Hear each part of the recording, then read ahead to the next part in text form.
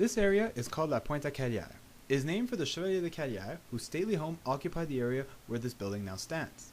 The building in question is the Montreal Archaeology Museum, which features exhibits on colonial history as well as old foundations and fortifications in its basement, as well as the remnants of one of Montreal's oldest burial grounds.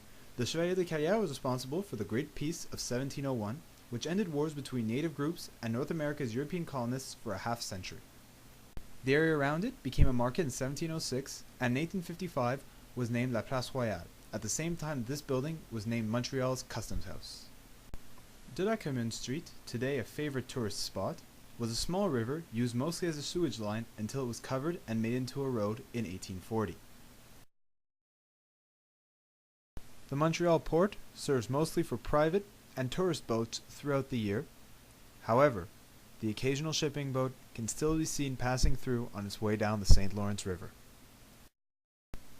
As we head down St. Paul Street, we are approaching the final leg of our tour. A favorite of tourists and Montrealers alike for its cobblestones and fine dining, this street gives on to the Place Jacques-Cartier. We will be approaching the Calvet House, which is located at 401 St. Paul Street and is an excellent example of French-style architecture.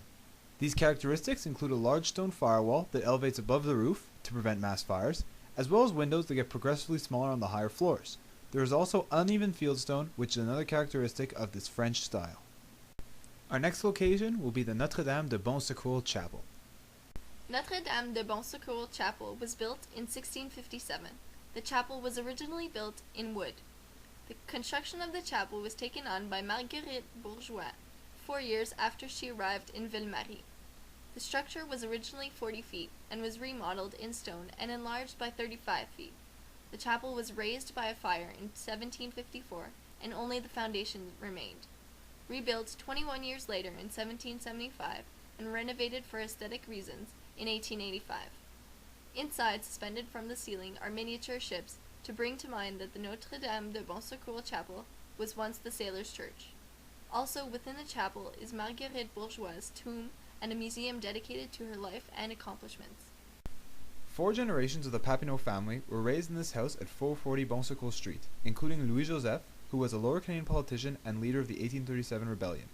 The building itself, built in 1785, was in a sordid state until music critic Eric McLean restored it in 1962, recreating its historical charm.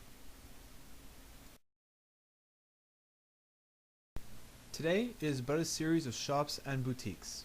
However, the Bon Secours market played a crucial role in Montreal's history. This location, which is also served as a traditional market, also housed Montreal's City Hall, Council Chamber and Corporation offices from 1852 to 1878, before they were transferred to the current location discussed earlier. This was the final stop on our tour.